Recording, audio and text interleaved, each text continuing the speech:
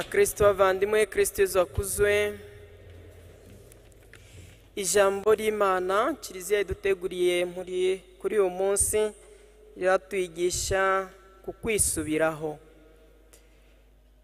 Ngo tumaze kubyumva mu gitabo cy'umuhanuzi Baruki, umutwe wa mbere umurongo wa 15 kugera ku murongo wa 22, harimo isengesho ry'umunyabyaha ushaka kwicuza ibyaha bye. Igitabo cya Baruki gifite ibice 4, igice cya mbere, igice cya kabiri, igice cya gatatu n'icya kane. Hariko hano turi mu gice cya kabiri, indirimbo ya Baruki yarimbiye nk'umunyabyaha ushaka kwicuza ibyaha bye. Aravuga ati: Nyagasani ni wowe nyir'ubutabera, twebwe n'abanyabyaha. Kubera iki? Kubera Baruki ari kwandika cyangwa ari kuririmba iyi ndirimbo yo kwicuza ibyaha, kubera muri icyo gihe Yerusalemu yari itewe n'Abanyakaldeyi, ibamereye nabi. None rero ahangaha Baruki ari kwibaza, twakoze iki kugira ngo abanyamahanga baje bagadutera bagadutsinda? Twakoze iki? Turi abanyabyaha. Hariko turagutakambira wowe Mana nyir'ubutabera kugira ngo utubabarire. Twewe yabanza aravuga, njyewe ngo muhanuzi, abami bacu, abayobozi bacu, abahanuzi bacu, twese twaragucumuyeho, utubabarire. Nago twakurikije ijwi ry'Uhoraho ryadushishikarizaga kugendera cyangwa kuyoborwa naryo, turarisuzugura. Buri wese agakora ibyo ashaka, uko abishaka nuko abyumva. Harimo ikintu kimeze nka libertinage, buri wese ashaka gukora ibyo nk'uko abyumva, nk'uko umutwe we n'ibitekerezo bye bishaka akabikora. Muri make nta kumvira. None Baruki ari gusaba imbabazi mbere y'Imana, asaba imbabazi ku giti cye, asabira abami babo bose, asabira abayobozi bose, asabira abahanuzi n'abaturage muri rusange. Kandi icyo Baruki yakoze kiri mu bimwe mu nshingano z'abahereza bitambo. Bagomba gusabira Imana imbabazi abaturage, abayobozi n'abandi. Baruki nk'umuhanuzi ari kuzuza inshingano ze, inginga Imana kugira ngo ifashe abayahudi bose muri rusange, cyane cyane Yerusalemu imerewe nabi n'Abanyakaldeyi. Aribaza ikibazo, kuki abanyamahanga bari kudutinda buri gihe bagadushira mu kaga? Aravuga ati: kubera twanze kumvira Imana, twanze kuyoborwa n'Imana. Buri wese akaba afite ibitekerezo bye akabishyira mu bikorwa nk'uko abishaka. Ntabwo abantu bari kugendera ku murongo umwe, buri wese arakora ibyo ashaka. Royaume y'akajagari. Tugomba natwe kwirinda rero iyo mitwarire mibi, kandi tugatakambira Imana kugira ngo itubabarire.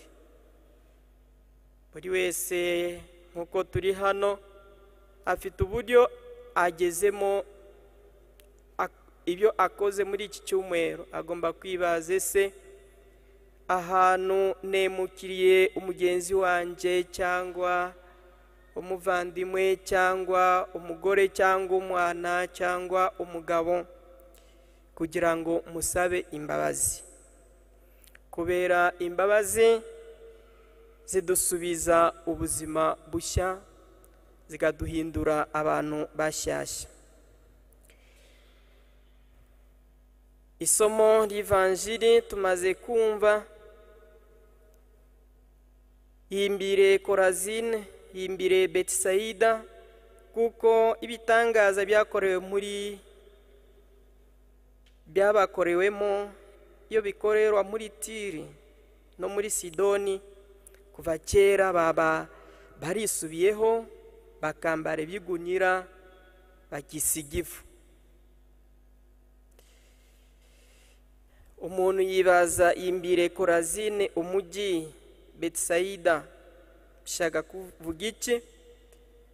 Korazine ni imijyi, Betsaida ni umujyi. Imijyi cyane cyane Kristo yakoreyemo ibintu bikomeye cyane bitangaza, ariko abaturage b'iyo mijyi ntago bashatse kwemera Kristo, bagashidikanya mu kwemera. Niyo mpamvu avuze ati yimbire Korazine. Muri Korazine, muri Kafarnaumu, muri Betsaida niho Kristo yatangiye kwigisha, akora ibitangaza bitandukanye, gukiza abarwayi, gucubya umwihengeri ku nyanja, kwigisha, gutubura imigati, kwirukana roho mbi. Biriya byose yabikoreye mu mijyi ya Korazine, Betsaida, ariko bo ntago bemeye, bakomeza ku mutima, bashidikanya, batemera Kristo. Ariko indi mijyi bavuze, Tiri na Sidoni, ni imijyi yo hanze ya Israheli, bumvise ijambo ry'Imana rimwe gusa, bafata n'umwanzuro wo kwisubiraho. Niyo mpamvu bavuze ati mwewe mufite umutima ukomeye, mugomba namwe kwisubiraho. Iryo jambo riratureba natwe twese.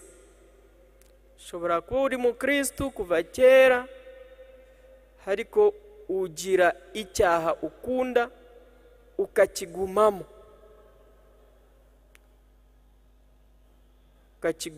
ukagikora buri gihe, nawe umeze nka Korazine, umeze nka Betsaida, kubera uzi neza ko uri mu cyaha, ariko ntushaka kukivamo.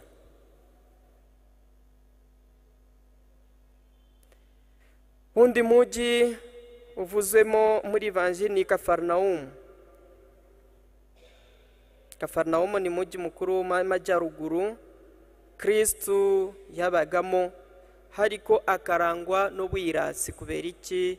Kubera n'umujyi uri hafi y'ikiyaga cya Galileya, wakira abantu benshi, ufite amafaranga, ufite iterambere, none ukarangwa n'ubwirasi. Ubwirasi muzi ko ni kimwe mu mizi y'ibyaha, kandi bigaragaza ko umwiratsi ari gukoreshwa n'imyuka ikomeye cyane. Na niyo mpamvu Kristo ari kubaza, ese uzikuza kugera ku bicu? Ushobora kuba uri hano nawe waratwaye n'ubwiratsi, wibaze kugira ngo wisubireho nk'abanyatiri n'abanyasidoni, kubera bariya bose bashobora no kwinjira mu ngoma y'Imana. Wowe wiratiraga kujya mu kiliziya, gukora ibikorwa bya kiliziya byose, ariko ukaba ufite akantu kakubera inzitizi yo kutinjira mu ngoma y'Imana. Dusabe iyo ingabire yo kwisubiraho, kugira ngo tube n'Imana neza, tube n'Imana mu mahoro. Nyagasani Yezu nabane namwe.